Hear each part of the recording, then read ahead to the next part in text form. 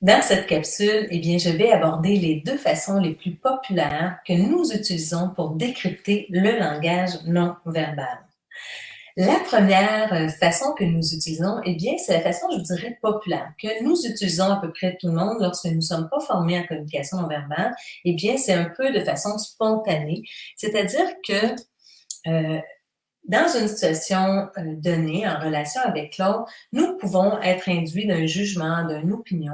Et lorsqu'on converse avec la personne, on aura tendance à chercher à confirmer que nous avons raison. Par exemple, nous sommes dans une relation et on pense que l'autre personne peut être déçue par rapport à notre comportement, peut être fâchée ou froissée, peu importe. Nous chercherons inconsciemment ou consciemment à lire sur le corps de l'autre des confirmations qui vont me dire, qui vont me donner raison.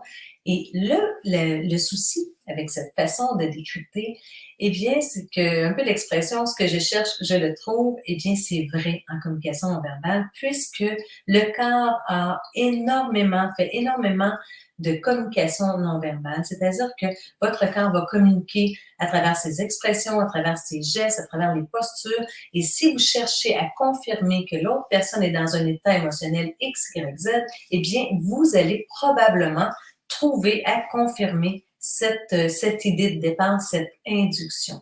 Alors, vous avez déjà compris que ce n'est pas ce qu'on prône lorsqu'on enseigne la communication non verbale. Ce qu'on prône, c'est une méthode par inférence. Alors, la méthode par inférence, elle est complètement différente. C'est-à-dire que la personne formée va rentrer en communication avec un autre individu de façon détachée d'opinion, de jugement. Elle va rentrer en relation avec l'autre de façon authentique, bienveillante, dans l'ouverture, dans le but de communiquer de façon optimale.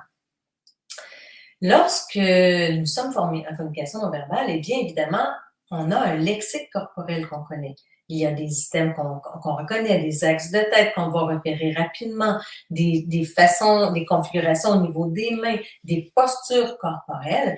Lorsqu'on est en communication avec l'autre, s'il y a, durant la conversation, des non-dits, des situations où le langage verbal et non verbal n'est pas cohérent, c'est-à-dire que ce que la personne dit, ce qu'elle exprime non verbalement ne donne pas la même information, la personne qui est formée aura le mandat, finalement, de recréer l'espace de confiance. Parce qu'on sait que lorsque la personne ne dit pas, lorsqu'il y a des non-dits, lorsque les gens n'expriment pas verbalement ce que le corps nous communique non verbalement, c'est qu'il y a une retenue, il y a des non-dits, et c'est à la personne formée de prendre conscience de cette situation et de recréer l'espace de confiance pour permettre à l'autre de se livrer.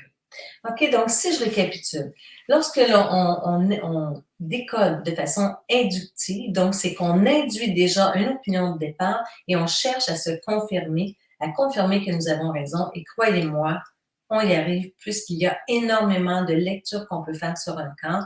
Donc, on va chercher toutes les lectures qui vont nous confirmer qu'on a raison. Alors que par induction, on rentre dans la relation de façon authentique, on reste en lien avec l'autre. On ne cherche pas à décoder le corps. On reste en relation avec l'autre de façon authentique.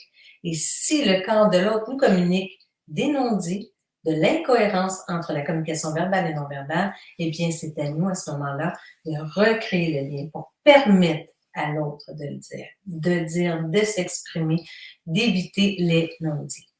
Alors voilà, ce n'est qu'un court aperçu de la méthodologie qu'on enseigne lorsqu'on on veut apprendre à décrypter le langage non verbal. Cette méthode a pour objectif de créer des relations optimales. Alors voilà, je vous souhaite une excellente fin de journée et je vous dis à très bientôt.